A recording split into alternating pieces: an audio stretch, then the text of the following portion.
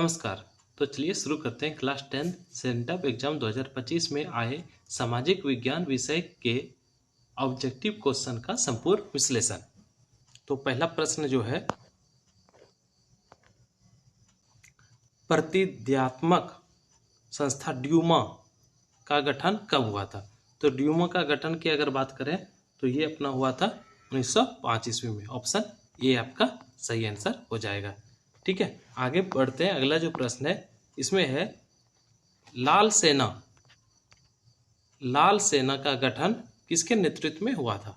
लाल सेना का गठन जो है ये ट्रॉट्स्की के नेतृत्व में हुआ था, यानी ऑप्शन जो है ये बी आपका सही आंसर हो जाएगा। अगला प्रश्न है कि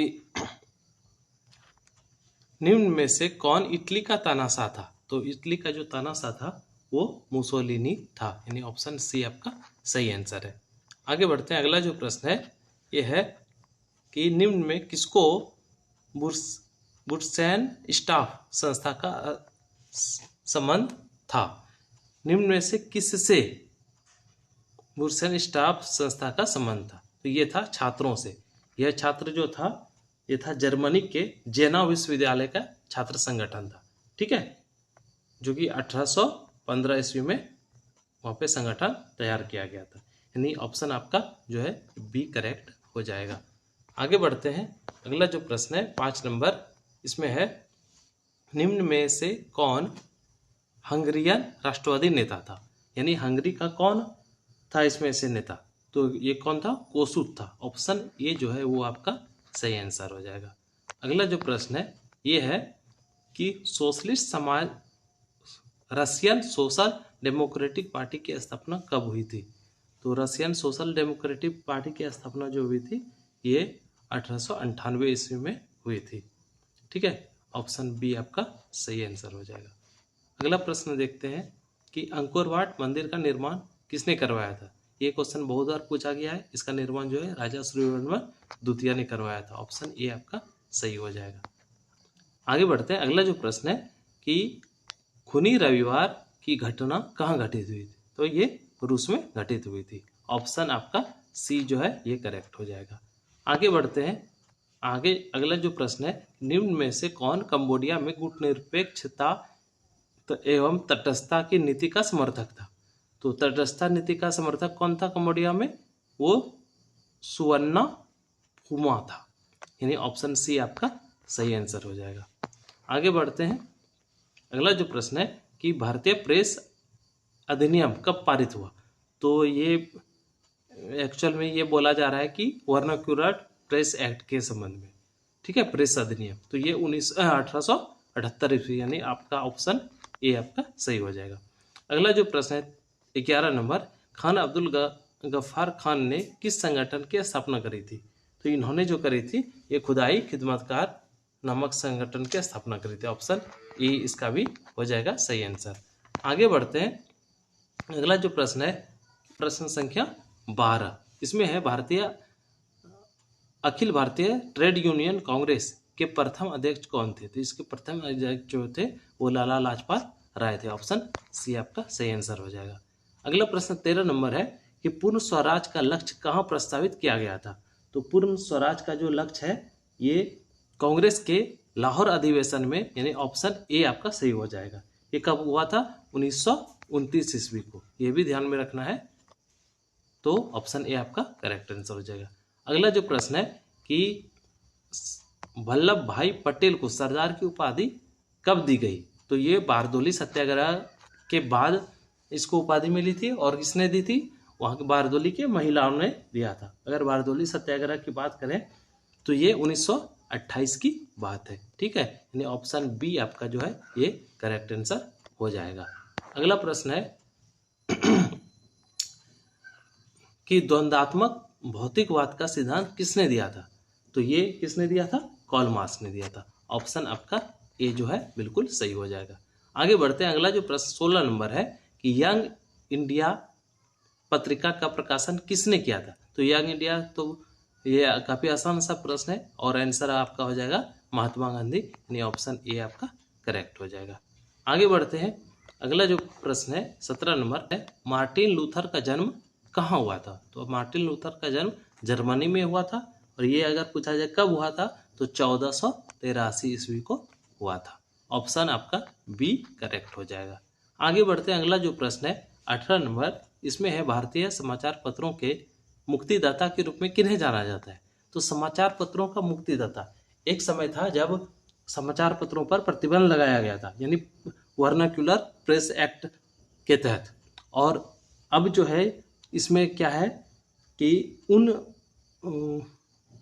समाचार पत्रों को एक तरह से मुक्ति प्रदान हो गई, यानी उस पर जो भी एक्ट लगाया गया था उसको हटाया गया। तो ये कब को हटाया गया, ये 1829 ईस्वी में हटाया गया। और किसने हटवाया, तो ये किसने हटवाया, चार्ल्स मैटकॉक ने।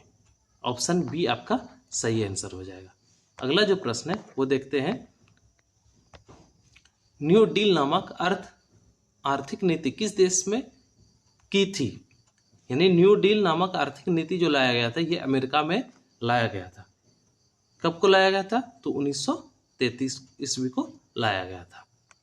ठीक है। अगला प्रश्न संख्या 20 है, भारत निम्नलिखित में से किसका सदस्य है। तो भारत जो है वो दक्षेस का सदस्य है, यानी ऑप्शन सी आपका करेक्ट हो जाएगा। अगर दक्षेस की बात करें तो इसके अंतर्गत कुल 8 देश आते हैं, भारत, अफगानिस्तान, भूटान, बांग्लादेश, पाकिस्तान, श्रीलंका, मालदीव और नेपाल। ठीक है, तो ऑप्शन सी आपका करेक्ट हो जाएगा। अगला जो प्रश्न है तो वो है, ब्रिटेन वुड्स सम्मेलन किस वर्ष हुआ था। तो ब्रिटेन वुड्स सम्मेलन की अगर बात करें तो ये 1944 में हुआ था, यानी ऑप्शन आपका ए करेक्ट आंसर हो जाएगा। ठीक है, आगे बढ़ते हैं। अगला जो प्रश्न है ये प्रश्न संख्या 22, इसमें है पन्ना राष्ट्रीय उद्यान कहाँ स्थित है।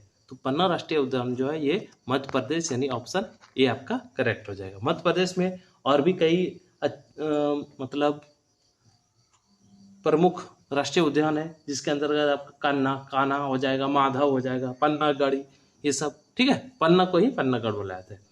झारखंड की बात करें तो झारखंड में केवल एक ही राष्ट्रीय उद्यान है जिसका नाम है बेतवा। ठीक है, बेतवा राष्ट्रीय उद्यान।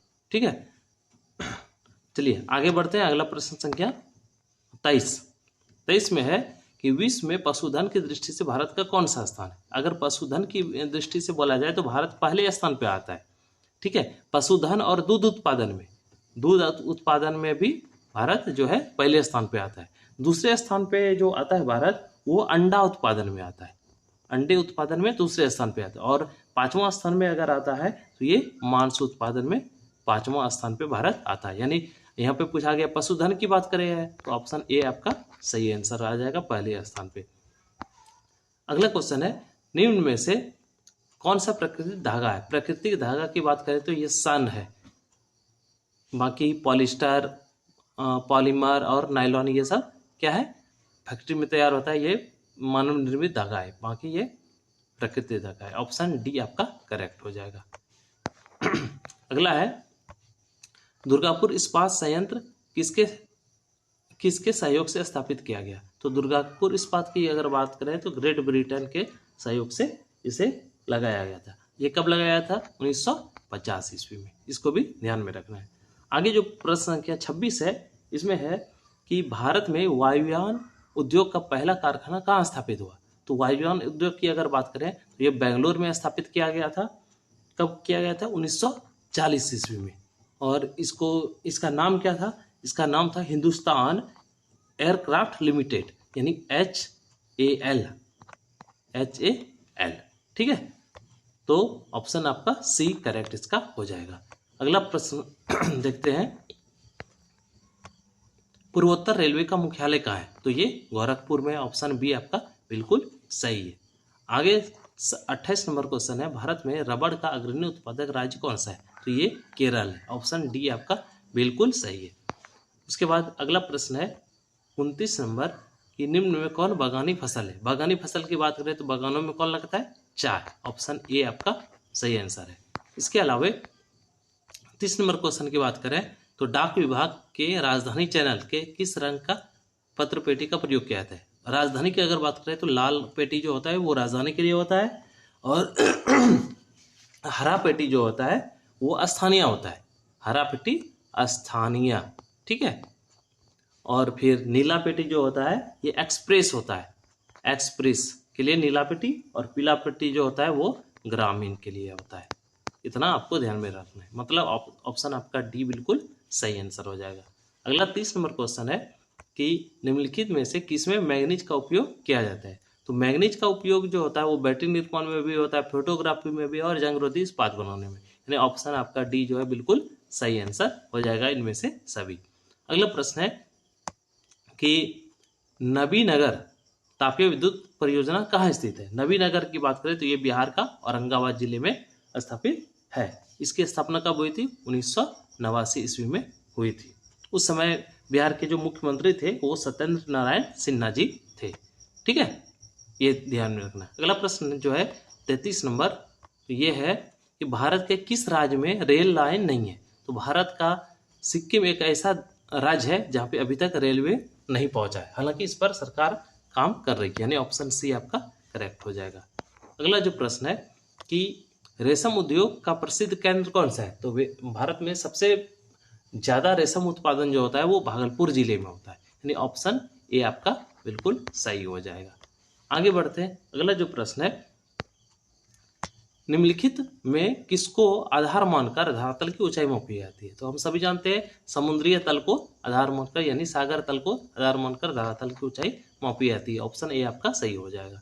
अगला जो प्रश्न है वो है भद्रावती लौह इस्पात केंद्र को लौह अयस्क कहाँ से प्राप्त होता है। तो ये बाबा बुदान की पहाड़ियों से प्राप्त होता है, यानी ऑप्शन आपका ए करेक्ट हो जाएगा। अगला जो प्रश्न है 37 नंबर, भारत का पहला जैवमंडल आरक्षित क्षेत्र कहाँ पर है।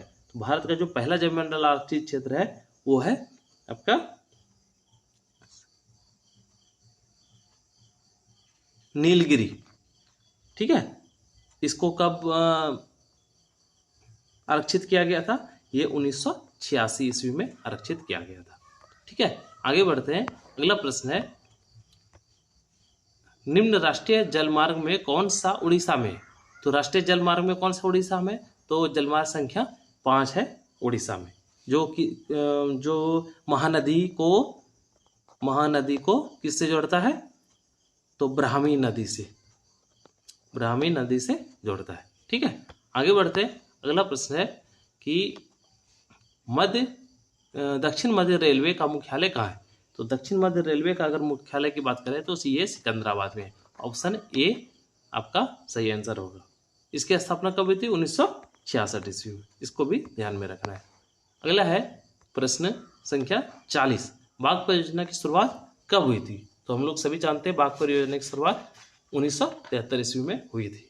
अगर तारीख की बात करें तो 1 अप्रैल 1973, यानी ऑप्शन आपका ए बिल्कुल सही हो जाएगा।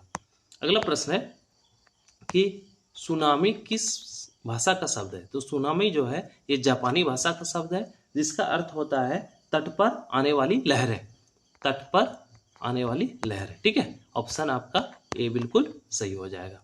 अगला प्रश्न जो है यह है 42 नंबर, इसका है नागार्जुन सागर कृत्रिम जलाशय किस नदी पर है। तो नागार्जुन की अगर बात करें तो देख ये कृष्णा नदी पर है, यानी ऑप्शन सी आपका करेक्ट हो जाएगा, ठीक है, नागार्जुन कृष्णा नदी पर। अगला जो प्रश्न है वो है 43 नंबर कि मलबे में के नीचे दबे लोगों का पता लगाने के लिए किस यंत्र की मदद ली जाती है। तो इसके लिए इंफ्रारेड कैमरा का उपयोग किया जाता है। ऑप्शन डी आपका बिल्कुल सही हो जाएगा। आगे बढ़ते हैं। अगला जो प्रश्न है 44 नंबर, संसाधनों की खोज एवं प्रबंधन के लिए किसका प्रयोग किया जाता है। तो इसमें संचार उपग्रह का भी प्रयोग होता है, सुदूर संवेदी उपग्रह का भी, और हैम रेडियो का, यानी इनमें से सभी ऑप्शन डी आपका बिल्कुल सही हो जाएगा आंसर, ठीक है। आगे बढ़ते हैं। अगला जो प्रश्न है भारत में सुनामी कब आई थी। तो भारत में सुनामी की बात करी जाए तो ये 26 दिसंबर 2004 ईस्वी को आई थी, ठीक है। हिंद महासागर में लहरें उठी थी और उससे भारत में सुनामी आई थी। ऑप्शन सी आपका करेक्ट हो जाएगा। अगला जो प्रश्न है इसको देखते हैं। कृषि क्षेत्र हेतु साख का पुनर्वृत्त करने वाली शीर्ष संस्था कौन सी है। तो कृषि क्षेत्र हेतु कौन करता है? नाबार्ड करता है, ठीक है। नाबार्ड की अगर स्थापना की बात करी जाए तो 1982 ईस्वी में इसकी स्थापना हुई थी, यानी ऑप्शन आपका डी बिल्कुल सही आंसर हो जाएगा। आगे बढ़ते हैं, अगला जो प्रश्न है, शाख निर्माण का कार्य कौन करता है? तो शाख निर्माण का जो कार्य करता है वो वाणिज्य बैंक करता है, यानी ऑप्शन आपका बी जो है वो करेक्ट हो जाएगा। आगे बढ़ते हैं, अगला जो प्रश्न है वो है 48 नंबर, बीमा को निम्नलिखित में किस क्षेत्र के में शामिल किया गया? तो बीमा जो है एक तरह का सेवा है, तो सेवा क्षेत्र यानी तृतीय क्षेत्र, ऑप्शन सी आपका करेक्ट हो जाएगा। आगे बढ़ते हैं कि 49 नंबर जो क्वेश्चन है, अधिकतम लाभ अर्जन किस अर्थव्यवस्था के उत्पादककर्ता का मुख्य उद्देश्य होता है? तो सबसे अधिक लाभ कमाने वाला जो अर्थव्यवस्था होता है वो पूंजीवादी अर्थव्यवस्था, उसके अंतर्गत जो भी लोग रहते हैं वो अधिक से अधिक लाभ कमाने की कोशिश करते हैं, यानी ऑप्शन सी आपका बिल्कुल सही हो जाएगा। आगे बढ़ते हैं, 50 नंबर जो क्वेश्चन है कि आय और उपभोग के अंतर को क्या कहते हैं? तो इस साधारण सी बात है, बचत कहते हैं, ऑप्शन आपका ए करेक्ट हो जाएगा। अगला जो प्रश्न है, प्रश्न संख्या 51 कि आर्थिक आधारभूत संरचना में किसे शामिल किया जाता है? तो आर्थिक आधारभूत संरचना में आपका संचार हो गया, यातायात, ऊर्जा, यानी इनमें से सभी, ऑप्शन डी आपका करेक्ट हो जाएगा। अगला जो प्रश्न है, प्रश्न संख्या 52, आवश्यकताओं का दोहरा संयोग निम्नलिखित में किससे संबंधित है? दोहरा संयोग अगर बोला जाए तो वस्तु विनिमय प्रणाली, यानी ऑप्शन आपका ए करेक्ट हो जाएगा। ठीक है, आगे बढ़ते हैं, अगला जो प्रश्न है कि भारत विश्व व्यापार संगठन WTO का सदस्य कब बना था? तो अगर इसकी बात करी जाए तो भारत इसका सदस्य जो है ये 1995 में ही बन गया था, यानी ऑप्शन नंबर आपका ए सही हो जाएगा, ऑप्शन ए 1 जनवरी 1995 को। अगला प्रश्न है, सर्वोच्च न्यायालय ने चिकित्सा व्यवस्था को कब उपभोक्ता संरक्षण अधिनियम के अंतर्गत सेवा घोषित किया गया था? तो ये इसे कब किया था? 1995 में, यानी ऑप्शन सी आपका करेक्ट आंसर हो जाएगा। आगे बढ़ते हैं, अगला जो प्रश्न है, व्यावसायिक कंपनियों के शेयरों तथा ऋण पत्रों का क्रय विक्रय कहाँ होता है? तो इसका जो क्रय विक्रय होता है ये पूंजी बाजार के अंतर्गत आते हैं, यानी ऑप्शन आपका बी करेक्ट हो जाएगा। ठीक है, आगे बढ़ते हैं, अगला जो प्रश्न है कि प्रश्न संख्या 56, राष्ट्रीय उपभोक्ता दिवस कब मनाया जाता है?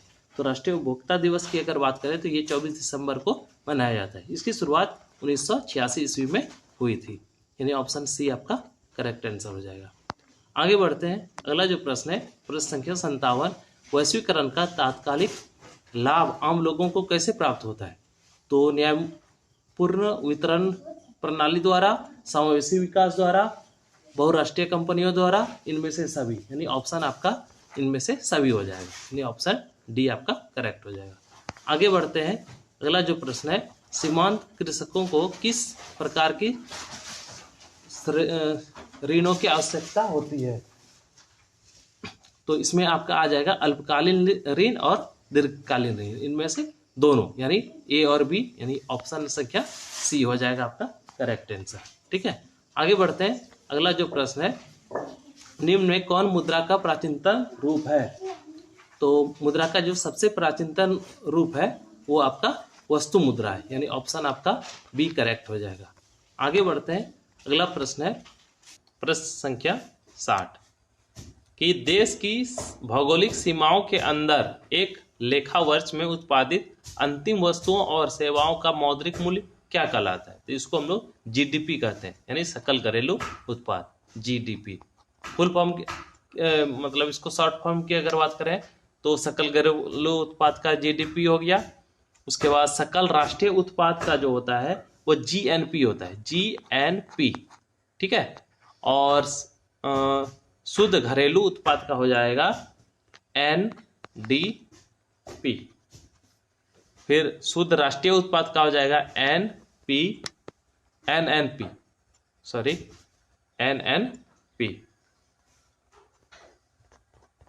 अगला नंबर प्रश्न देखते हैं, 60 नंबर, इसमें है निम्नलिखित में से कौन विकास प्रक्रिया भावी पीढ़ी के लिए के विकास को ध्यान में रखते हुए रखती है? यानी यह सतत विकास हो जाएगा, ऑप्शन सी आपका करेक्ट आंसर हो जाएगा। इसके बाद 62 है, सूक्ष्म वित्त की शुरुआत कहाँ से हुई? तो ये बांग्लादेश से हुई थी, ऑप्शन सी आपका सही हो जाएगा।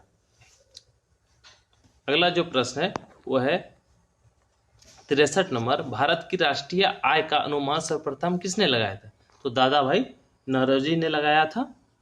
ये 1867-68 ईस्वी में लगाया था। ठीक है, 1867-68 ईस्वी में।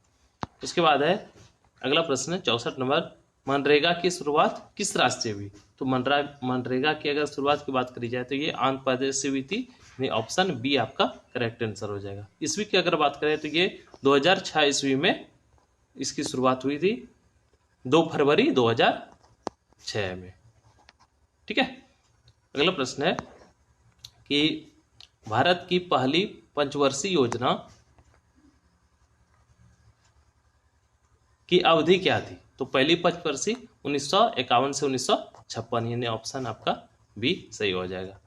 आगे बढ़ते हैं, अगला जो प्रश्न है वो है कि 66 नंबर, निम्न में से किस सूची के विषय पर कानून बनाने का अधिकार केवल केंद्र को है? तो केवल की अगर बात करी जाए तो केवल केंद्र संघ सूची में आ जाएगा, और समवर्ती में राज्य और केंद्र दोनों को होता है, और राज्य सूची में केवल राज्य सरकार को होता है। तो यहाँ केवल केंद्र की बोली जाए तो ऑप्शन ए आपका हो जाएगा करेक्ट।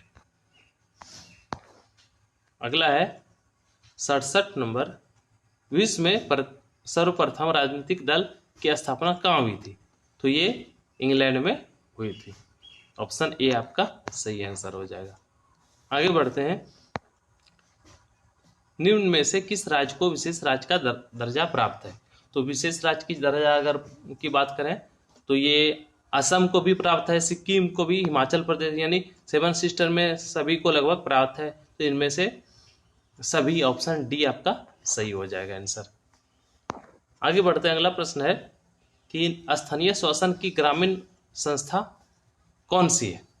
स्थानीय स्वशासन, स्थानीय अगर स्वशासन की बात करें तो ये नगर पंचायत यानी ग्राम पंचायत जिसको हम लोग बोलते हैं, यानी ऑप्शन ए आपका सही हो जाएगा। आगे बढ़ते हैं, अगला प्रश्न है कि सूचना का अधिकार आंदोलन की शुरुआत कहाँ से हुई थी? तो ये राजस्थान के नागौर जिले से हुई थी, नागौर। ठीक है, अगला प्रश्न है, निम्नलिखित में से निम्न में से किस दल की स्थापना काशीराम ने करी थी? तो काशीराम ने बहुजन समाज पार्टी यानी बासपा जिसको हम लोग बोलते हैं उसकी स्थापना करी थी। ऑप्शन सी आपका सही आंसर हो जाएगा। आगे बढ़ते हैं, अगला प्रश्न है, निम्न में किसके नेतृत्व में 1970 ईस्वी में जनता पार्टी का गठन हुआ था? जनता पार्टी का जो गठन हुआ था वो जयप्रकाश नारायण के, जेपी जिसको हम लोग बोलते हैं, जयप्रकाश नारायण के गठन से हुआ था। आगे बढ़ते हैं, अगला प्रश्न है, वेस्ट इंडीज संघ की स्थापना कब हुई थी? तो वेस्ट इंडीज संघ की अगर बात करें तो ये 1958 में। ऑप्शन बी आपका सही आंसर हो जाएगा।